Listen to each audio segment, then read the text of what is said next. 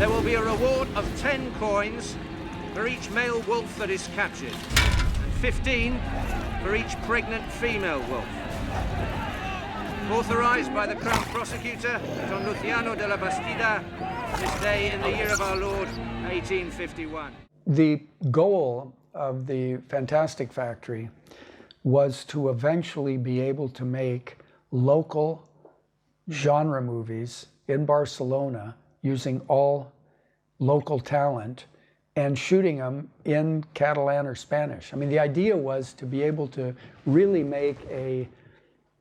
not have to pretend that they're international movies, you know, that they're kind of American style movies. So to get there was a process of first starting with, we first wanted to start with well-known directors. And then at the same time, we wanted to develop the local ones. So when we began the Fantastic Factory, we not only introduced the project, we introduced this is in Spain. We introduced the movies, our first movies, but I also made deals with 4 Spanish directors to develop projects with them. The only one who actually came through was Jaume Balagueró. And he had done a movie called Los Sin Nombre, The Nameless, and so had already gained credibility. Paco Plaza was discovered by the same producer who discovered Jaume, this guy named Joan Genard. And Joan Genard took a chance on Jaume. He produced The Nameless. He took a chance on Paco, and so he produced the second name, and that wasn't a Fantastic Factory movie. It was a spin-off called Fantastic Discovery. The idea was that the Fantastic Discovery movies could be a little less strictly commercial, because the Fantastic Factory I wanted to keep like a Hammer, have a certain type of movie, international type movie, whereas Discovery could have things a little less directly commercial. And so Genard produced Second Name with Paco. And so then when I was developing ROMASANTA, the original idea of ROMASANTA came from this guy in Galicia had given me an article about this true life werewolf trial in 1880s in Spain, in Galicia. And Julio Fernandez is from Galicia, so anything to do with Galicia he wants, and plus you can get subsidies from there. ROMASANTA is not a man. He's a wolf who becomes human to seduce and murder his victims. I always liked the idea of a werewolf trial. I had been introduced to a project years earlier in LA about a werewolf trial. A guy who said, yeah, I killed her, but I turned into a werewolf. You can't blame me. It's kind of like the insanity defense. Well, that's what happened with this ROMASANTA guy. You are accused of having murdered 15 people. Do you deny having done this? No, sir. I did indeed kill them, and many more besides. But I had no choice. A wolf kills through instinct. It's in its nature. He was convicted of killing and eating and making soap out of the bodies of a bunch of women, and did it with another guy even in the woods. And he went to trial and said, yes, I did it, but you have to understand, I turned into a werewolf. You can't blame me. And they locked him up, and then a French scientist came and said, yes, he was a victim of lycanthropy, and the church supported him, and all this, it's a very interesting story. This so-called curse is nothing more than a severe mental disorder, which in modern medical terms, we refer to as lycanthropy. It is an uncontrollable impulse that transforms an ordinary man into a wild and dangerous animal. A lycanthrope, or wolfman, to call it by its more sensationalist and populist name. So then the idea was to make a story out of it, but it was hard to pull all the elements together. So I suggested that we have someone write a novel based on it, and then we'll base the script on the novel, a novelette. And we got this quite famous writer in Galicia, who's actually, his great-grandfather had been the medical officer at the trial. And he wrote a book, and then we wrote a script off the book. And I developed it bit by bit like that.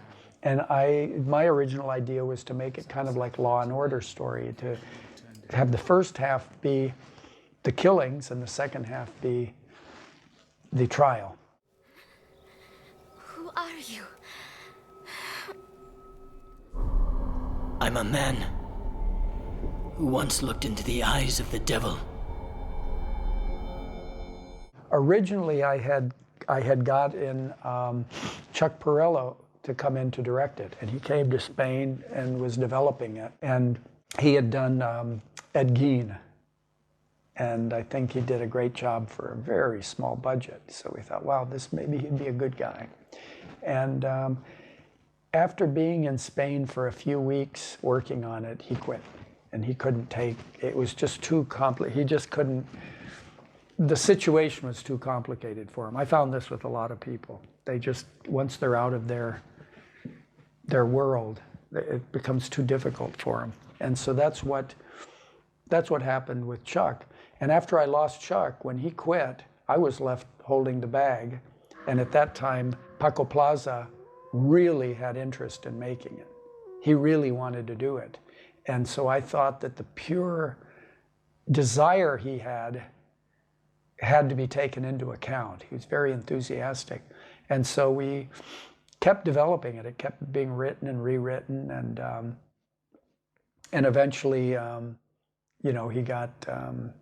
we shot it in Galicia, and it's really a beautiful movie.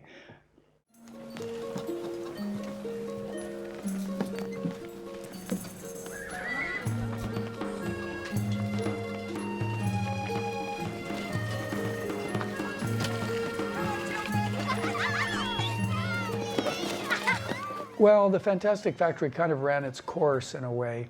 I went there. When I got there, Filmax really didn't make movies, they sold movies. And so I had Julio wanted to make movies. He thought it'd be a good idea. His brother, who's number 2 guy, was completely against it. But Julio and I sort of both had the ambition. And so we kicked it off. At that time, the subsidies were in our favor. Very quickly, once we started, the subsidies started, the law started changing against us. You have to understand that the subsidies in most countries are a limited pie, and they get divided up. And so if you get a subsidy, somebody else doesn't. And we came in with lots of projects, and a lot of people were had a comfortable time in Spain, making movies that basically not only nobody see, a lot of times they never got released really, but they make a life out of it. And I wanted to make commercial movies. No! Welcome to a world where death is just the beginning.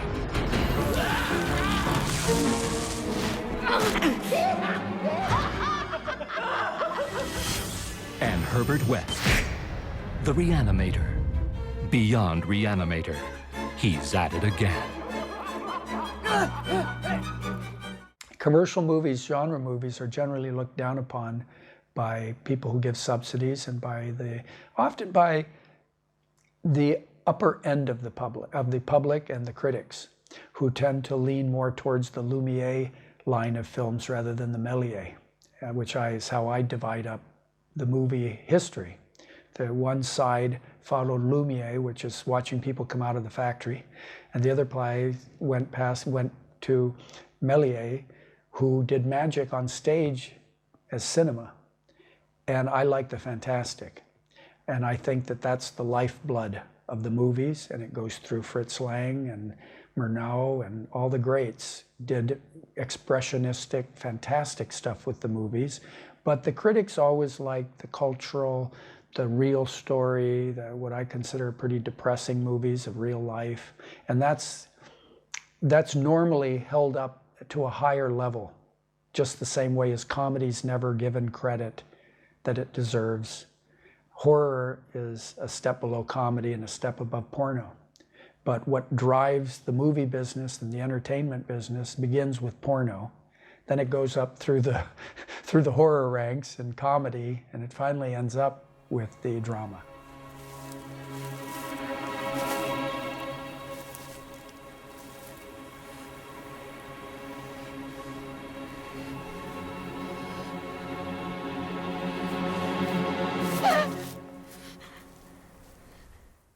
I like what Edgar Allan Poe said in his essay on composition, that his intent when he was creating a poem, and by the way, according to his essays, he created a poem the way we make movies. It's very similar. It's not like the mad artist in his attic. He constructed them very carefully. And he said that his goal was always to reach the highest level that the public will accept and the lowest level that the critics will accept. And that little overlap is where is the sweet point. Because if you just go for the critics, you end up with a movie that gets great reviews but no public. And if you just go for the public, then you have the public but you don't get any stature. So the idea is to try to just hit that point. And in Europe, that's very important, because in Europe, the cultural, artistic value of the film carries more weight than the public, the commercial part of it. When governments are giving money, bureaucrats get to choose what gets the money. And these bureaucrats are not necessarily movie fans, and they're basically concerned about, in my mind, they're concerned about what their neighbors and their colleagues are going to think. So a big banker or a minister of culture, he doesn't really want to tell you that the movie that he's been backing for subsidy is Night of the Living Dead or Texas Chainsaw Massacre. He wants to tell you that he's doing a movie about old age, or about a bad marriage or something, because that's cultural and that's about something. So this already prejudices almost every government that gives money towards non-genre pictures. In Spain, they were a little more open about it, because they're not quite so, they don't make a decision based on the script the way they do in many countries, including Holland, where we are right now. The subsidies are based on, do they like the project? And then, of course, there's other things. Is it in Dutch? Is it deal with Dutch story? In Spain, they were a bit more open about it, and when we got in, they were willing to let it be in English. I could direct or produce. They were quite flexible about the subsidies. But immediately that these things came out, there was forces against it, against this idea of giving what they accused of being a front for an American company. Of course it wasn't. I was the only non-Spaniard in the whole shebang. So it had nothing to do, that's just how they wanted to criticize it. Very quickly the laws started becoming more difficult, and then now it's much more difficult to get the subsidies. The market's much worse. The video is dead in Spain because of downloads on the internet. It's second worst in the world. So there's that. And then secondly, there's the price of success. And when something is successful, it creates big problems, mainly with egos. And always in the Fantastic Factor, there was a bit of a tension about who gets the credit. And with Darkness, the success was so big that there started to be a lot of politics within the company.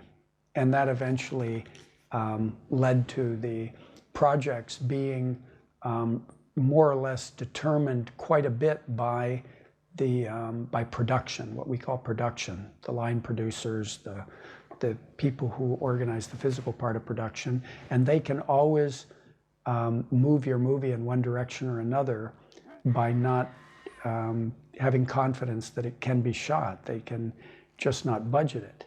And so that normally, if they're not real big horror fans or genre fans, you'll find the genre elements become less and less, and they don't really like it. Just like you got to have people who like the genre to make the movies if you really want to see a genre movie. If people who don't like it do it, you just don't. It'd be like me making a romantic comedy.